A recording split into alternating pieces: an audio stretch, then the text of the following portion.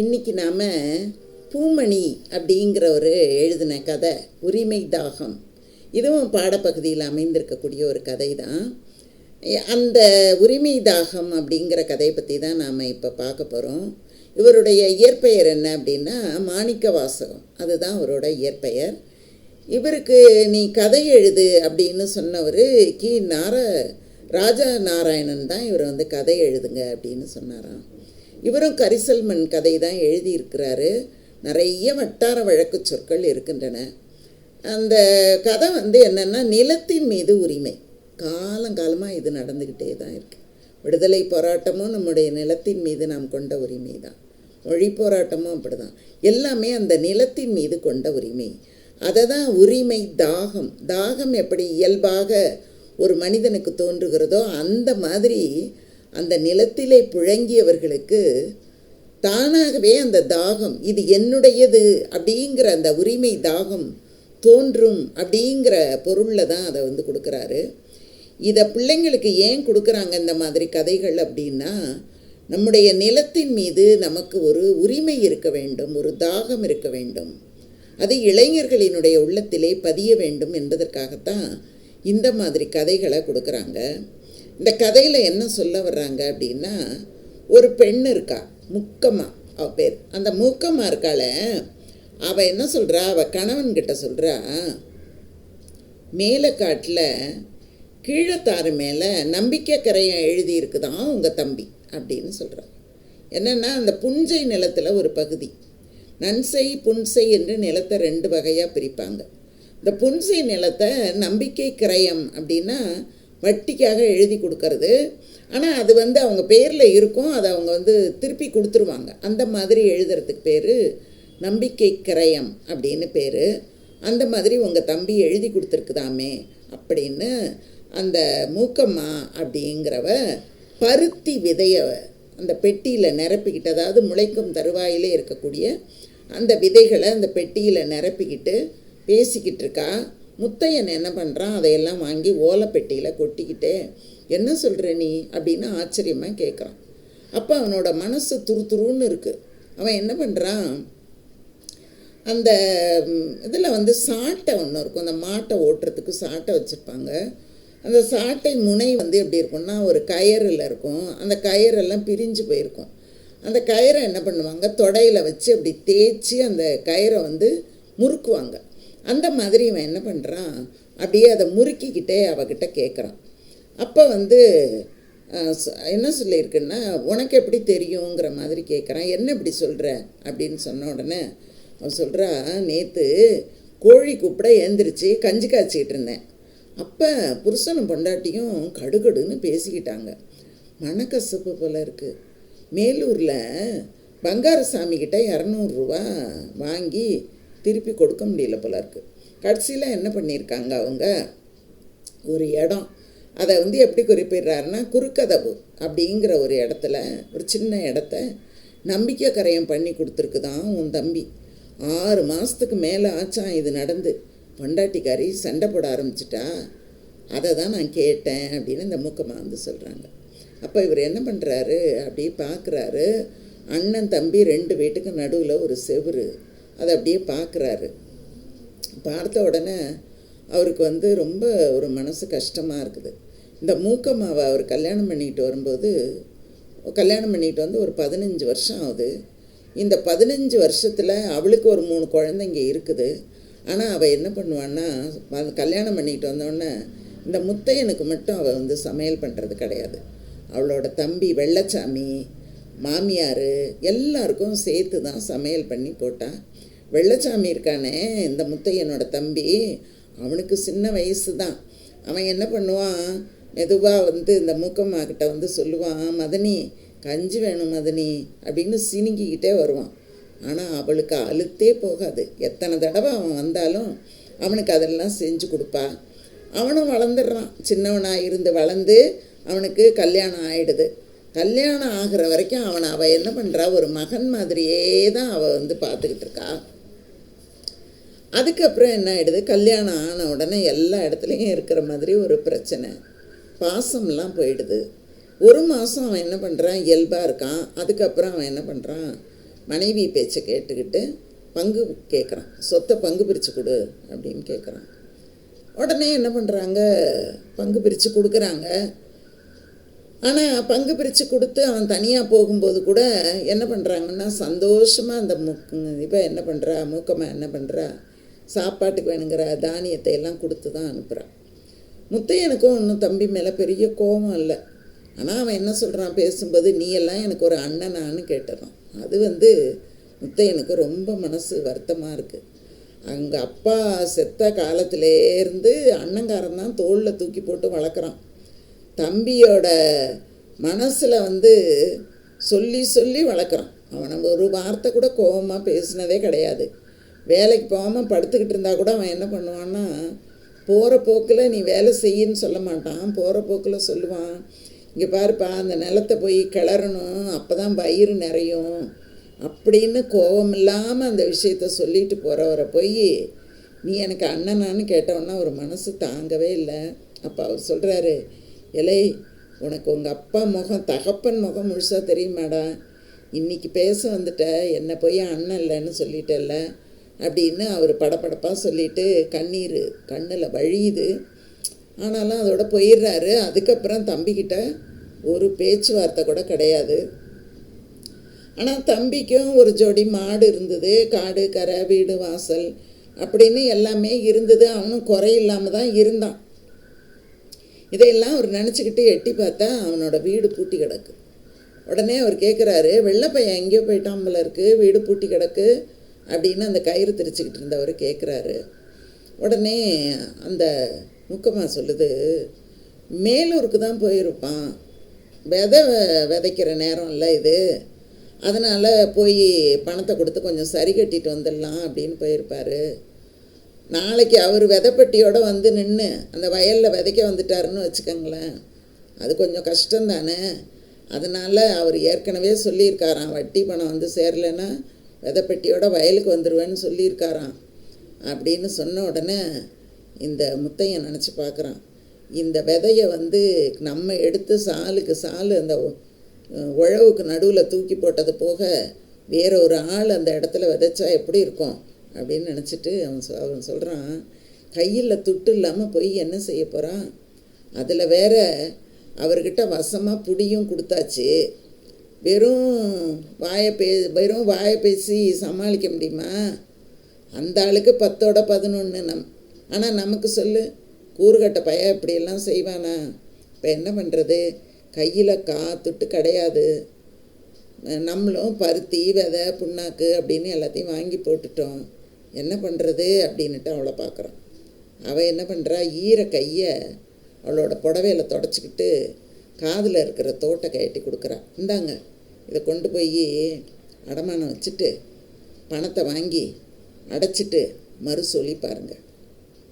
அது என்னமோ சின்ன பிள்ளை தெரிகிற மாதிரி இப்படி ஒரு காரியத்தை பண்ணிடுச்சு, நாம் அதை பார்த்துட்டு சும்மா இருக்க முடியுமா அப்படின்னு சொன்ன உடனே அவன் என்ன பண்ணுறான், தலை குனிஞ்சுக்கிறான். அந்த சமயத்தில் வெள்ளச்சாமி மத்தியானமாக வீடு வர்றான். வந்தவொன்னே ஒரு சொம்பு தண்ணியை குடிச்சிட்டு நடு வீட்டில் துண்டை விரித்து போட்டு நல்லா மல்லாக்கப்படுத்திக்கிட்டு கூரையை பார்த்துக்கிட்டு படுத்திருக்கான். வாசலில் அவன் பொண்டாட்டி குழந்தைக்கு பால் கொடுத்துக்கிட்டு உட்காந்துருக்கா. முத்தையனுக்கு தம்பி வீட்டுக்கு போகிறதுக்கு மனசு இல்லை தான், இருந்தாலும் என்ன பண்ணுறது, தம்பியாச்சே அப்படிங்கிற ஒரு வைராக்கியத்தில் புறப்பட்டு போகிறான். வெள்ளை இருக்கானா அப்படின்னு கேட்டுக்கிட்டே யாரோடையோ பேசுகிற மாதிரி அந்த வீட்டுக்குள்ளே போய் நுழையிறான். வெளியில் உட்காந்துருந்த அவன் மனைவி என்ன பண்ணுறா, எழுந்திரிச்சு போய் எதிர் வீட்டு திண்ணையில் போய் உட்காந்துக்கிறான். இவன் முத்தையன் அங்கே போன உடனே வெள்ளச்சாமி என்ன பண்ணுறான், துண்டை சுருட்டி எழுந்திரிச்சு ஒரு மூலையில் வச்சுக்கிட்டு அப்படியே சாஞ்சுக்கிறான். அண்ணன் முகத்தை அவனால் பார்க்கவே இல்லை. அப்போது அந்த முத்தையன் என்ன பண்ணுறான், அந்த 2 வீட்டுக்கும் நடுவில் ஒரு சுவர் ஒன்று வச்சு பங்கு பிரித்து வச்சுருந்தாங்கல்ல, அந்த சுவரில் ஒரு பூச்சி ஒன்று போய்கிட்டே இருக்குது. அதை பார்த்துக்கிட்டே கேட்குறான், என்னடா வெள்ளங்காட்டில் இருந்து ஆள் தட்டுப்படவே இல்லை, ஊர் முழுக்க விதப்பு மும்முரத்தில் அலையுது, நீ பாட்டுக்க மாட்டை கட்டி போட்டுக்கிட்டு உட்காந்துக்கிட்டு இருந்தால் எப்படி, எங்கே போயிருந்த இந்நேரம் வரைக்கும் அப்படின்னு கேட்குறாரு. உடனே எதுக்காக கேட்குறாருன்னா அவருக்கு தெரியும், இருந்தாலும் தம்பி சொல்லட்டுமே அப்படிங்கிறதுல கேட்குறாரு. உடனே அவன் சொல்கிறான், வேலூர் பங்காரு சாமிக்கிட்ட போயிருந்தேன், அவர்கிட்ட என்ன சொல்லி ஒரு 200 தரணும், வாங்கி 2 வருஷமாச்சு. 6 மாதத்துக்கு முன்னால் மேலே காட்ட கரையம் எழுதி வச்சுட்டேன். கரையம் எழுதி வச்சுட்டேன்னா எழுதி கொடுக்கறது, எழுதி வச்சேன். இப்போ அது மேலே திருப்புவார் போல் இருக்குது அப்படின்னா அந்த நிலத்தை பிடிங்குவார் போல் இருக்குது அப்படின்னு அவன் சொல்கிறான். வெள்ளச்சாமியோட முகத்தில் வெக்கமாகவும் இருக்குது, அண்ணங்கிட்ட இதை சொல்கிறமேன்னு இருக்குது. உடனே அவர் சொல்கிறாரு, அப்படி என்னடா வந்துச்சு, பாடுபடுற நிலத்தை எழுதி கொடுக்கணும்னு நான் ஒருத்தன் கிடைக்கேன்ல அடுத்த வாசலில், சொல்கிறதுக்கு என்ன, சரி என்ன விடு, உன் மதனிக்கிட்டையாச்சும் சொல்லியிருக்கலாம்ல. இன்றைக்கி கூட அவள் சொல்லி தான் தெரியும். வீட்டில் பொண்டாட்டிக்காரி ஒருத்தி தான் பழப்புன்னு நினச்சிக்காத, வீட்டில் பொண்டாட்டிக்காரி மட்டும்தான் பழப்புன்னு நினச்சிக்காத, அண்ணன் தம்பி அக்கா தங்கச்சி சுற்றுலையும் 4 இருக்கணும், அதையும் உணர்ந்துக்கோ முதல்ல அப்படின்னு சொல்கிறார். இன்றைக்கி அப்படி தானே இருக்குது, என்னோடய மனைவியே போதும் அப்படின்னு வாழ்கிற வாழ்க்கை இல்லை. அண்ணன் தம்பி அக்கா தங்கச்சி சொந்த பந்தம் அப்படின்னு எல்லாரையும் ஒன்று சேர்த்துக்கணும்ல. அதை இந்த இடத்துல இந்த உரிமை தாகம், இதுவும் நம்முடைய உரிமைகளில் ஒன்று தான் அப்படின்னு அந்த பூமணியை என்ற எழுத்தாளர் குறிப்பிடுறாரு. முத்தையனுக்கு குரல் அப்படியே தழுதழுக்குது இதை சொல்லும்போது. ஆனால் தம்பி மேலே ஒன்றும் அவ்வளோ பெரிய கோபம்லாம் இல்லை. வெள்ளச்சாமியின் பொண்டாட்டிக்கு அது கேட்டிருக்கணும். அவள் என்ன பண்ணுறா, குழந்தையோட சிரிப்போட அவளும் அப்படியே சிரிச்சுக்கிட்டு இருக்கா. வெள்ளைச்சாமிக்கு என்ன சொல்கிறதுனே தெரியல.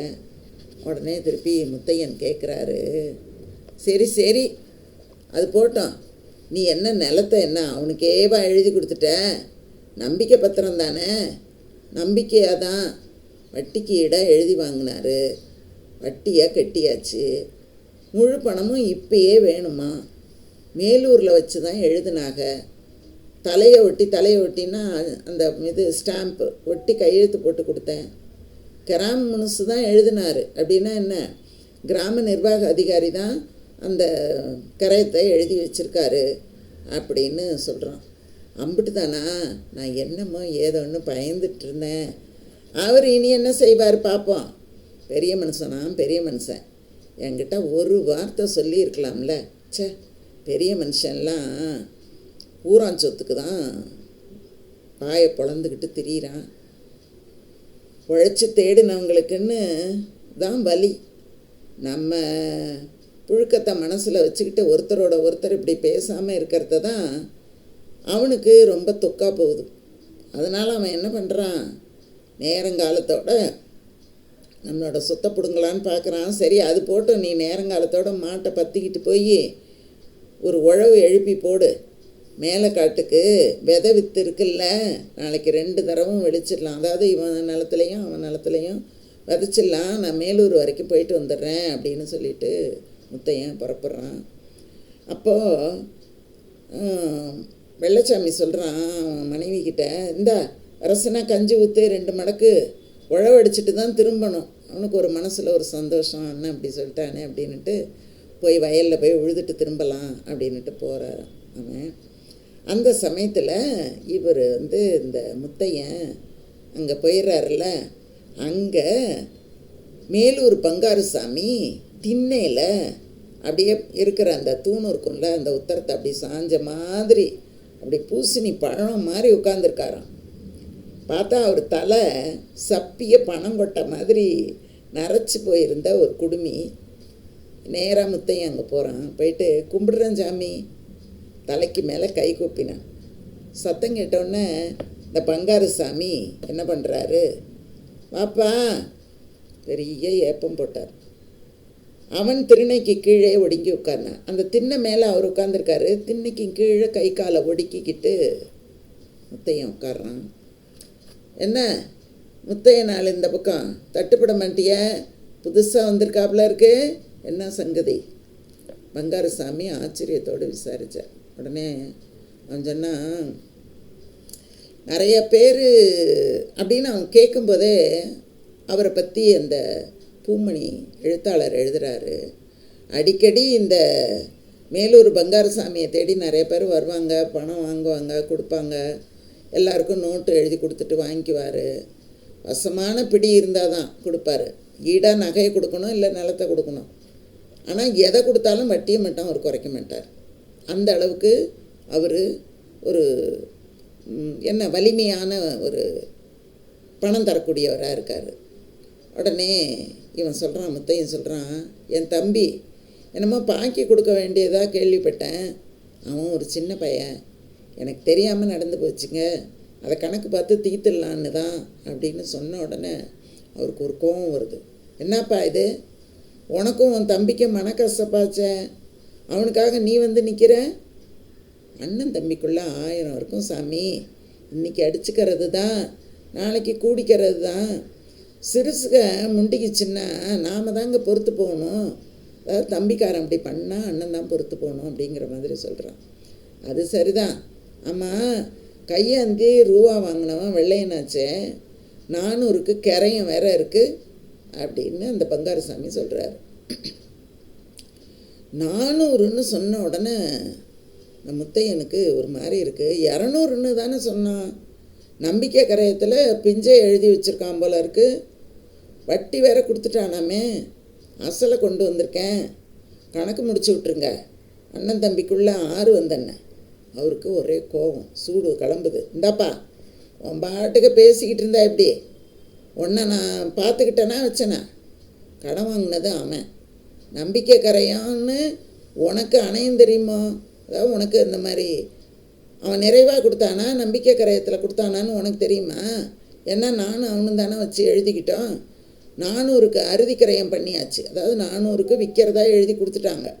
பிஞ்சையில் விதைக்க இறங்காதுன்னு அவன்கிட்ட சொல்லி அனுப்பிட்டேன். இதில் உனக்கு என்ன வந்து போச்சு? அவன் நிலம் அவன் பாடு அப்படின்னு சொல்கிறாரு. ஏன்னா பங்கு பிரித்து கொடுத்த நிலம் அவன் நிலம் அவன் பாடு, உனக்கு என்ன வந்துச்சு அப்படின்ன உடனே முத்தையனுக்கு கோபம் வந்துடும், பொறுமை இழந்து போகிறான். அவன் சொல்கிறான், நீங்கள் பார்த்து சொல்லாமலா? நீங்கள் வந்து இந்த மாதிரி சொன்னீங்கன்னா எப்படி? உங்கள் பணத்தை யாரும் இல்லைன்னெல்லாம் சொல்லிட்டாங்களா என்ன? வாங்கின கடனை திருப்பி கொடுத்தா வாங்கிக்கிட்டு நோட்டை கிழிச்சு எறியறது தான் மரியாதை. உடனே அவர் சொல்கிறாரு, அன்னைக்கு அவனுக்கு பணம் கொடுத்து உதவி இருக்க வேண்டியதானே? இவ்வளோ பேசுகிறல்ல, அன்னைக்கு பணம் கொடுத்து உதவி இருக்க வேண்டியதானே? இப்போ மட்டும் என்ன புதுசாக அக்கறை வந்துருச்சு? இந்த பேச்செல்லாம் வேணாம், நல்லபடியாக காரியத்தை முடிச்சுட்டு போகலான்னு வந்தேன். முடியாது போல இருக்குது. அவன் நிலம் வேறு என் நிலம் வேறு கிடையாது. 200 வச்சுருக்கேன், கணக்கை முடித்து நோட்டை கொடுத்தீங்கன்னா கொடுங்க, அதுக்கு மேலே அவரவருக்கு தகஞ்சதை பார்த்துக்க வேண்டியதுதான். எதுக்கும் ஒரு அளவு வேணாமா?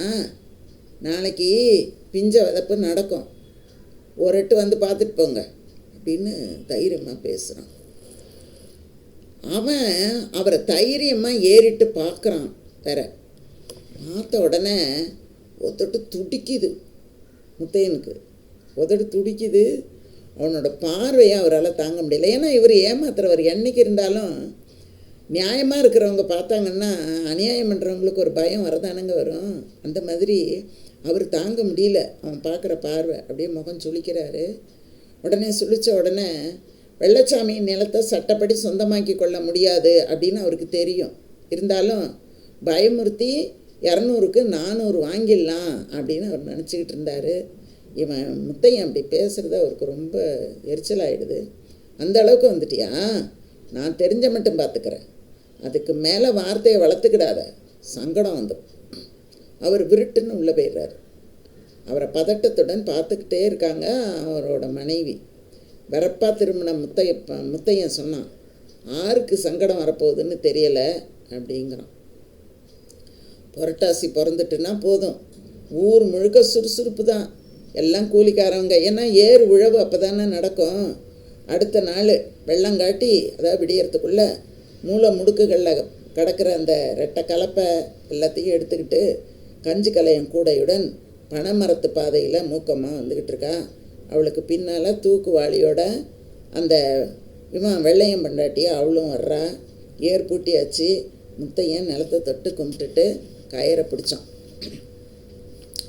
பொம்பளைங்கள்லாம் என்ன பண்ணுறாங்க, இலந்த முள் வெட்டிக்கிட்டு கல் பொறுக்கிக்கிட்டு அந்த நிலத்தை வந்து பதப்படுத்திக்கிட்டு இருக்காங்க. எல்லாம் பொறுக்கி கிறுக்கி போட்டு அதுக்கப்புறம் அந்த விதையை விதைக்கணும். அன்றைக்கி என்ன பண்ணுறான், அந்த மேலூர் பங்காரசாமி இப்போ நிலம் இல்லை பிரச்சனையாயிட்ட, கோயில்பட்டி போய் வக்கீல்கிட்ட அந்த வெள்ளச்சாமியோட நோட்டை கொடுத்து நோட்டீஸ் விட்டு பயமுறுத்தணும் இவனை அப்படின்னுட்டு ஆத்திரத்தோடு இவர் என்ன பண்ணுறாரு, மடியில் அந்த நோட்டை எடுத்து கட்டிட்டு கிளம்புறாரு. போகிற வழியில் நின்று இவங்க ஏறு விடுற இடத்துல நின்று ஒரு அரட்டிட்டு போனால் பயப்படுவாங்களோ அப்படிங்கிற ஒரு நினப்பு வேற வருது. பாதையில் நின்றுட்டு பார்க்குறாரு, புஞ்சையில் உழவு நடக்குது. வேகமாக அங்கே வர்றாரு. முத்தையா, ஒன்னதான்ப்பா, 2 பேருக்கும் போங்காலம் வந்துருச்சா? பேசாமல் உண்டான ரூபாயை கட்டிட்டு பிஞ்சையை ஒழுங்க. கோர்ட்டுக்கு போனால் பின்னால் வலி எடுக்கும். மேலே கடைசி வரப்பில் பங்காரு சாமி கடுகடுப்பாக நின்றுட்டுருக்காரு. எல்லாரும் திடீர்னு அந்த வயலில் வேலை செஞ்சவங்க எல்லாரும் இருப்பாங்கள்ல, எல்லாரும் திரும்பி பார்த்தாங்க. வெள்ளச்சாமிக்கு கோபம். அவன் என்ன பண்ணான், சாட்டை கம்பை கையில் பிடிச்சான். அடே, நீ சும்மா இருடா, அவனை நான் கவனிச்சுக்கிறேன். எச்சளத்தவன்னா தலைமையில் ஏறுறானே அப்படின்னா என்ன அர்த்தம்? ஏழைன்னா தலைமையில் ஏறுறானா? இவனால் என்ன வந்தாலும் சரி அப்படின்னு முத்தையன் சத்தம் கொடுக்குறான். யோ, என்ன சொன்ன? எங்கள் தகப்பனுக்கு 2 பிள்ளை தான், இப்போ 6க்கு வலிக்க போகுது பார்க்குறியா அப்படின்னு கத்திக்கிட்டே அந்த சாட்டைக்காம்பை ஓங்கிக்கிட்டு வெள்ளச்சாமி ஓடுறான். முத்தையனும் வெள்ளச்சாமியும் பொண்ணு சேர்த்துட்டாங்க. பங்காரு சாமி பதறி போகிறாரு. சச்சே, காரியமே கெட்டு போச்சே, விவகாரம் இந்த அளவுக்கு முத்தி போச்சே. பயலுங்க வர்றதை பார்த்தா சரியா இல்லை. ஏன்னா 2 பயலும் வயலில் இருந்து கிளம்பி ஓடி வர்றாங்க.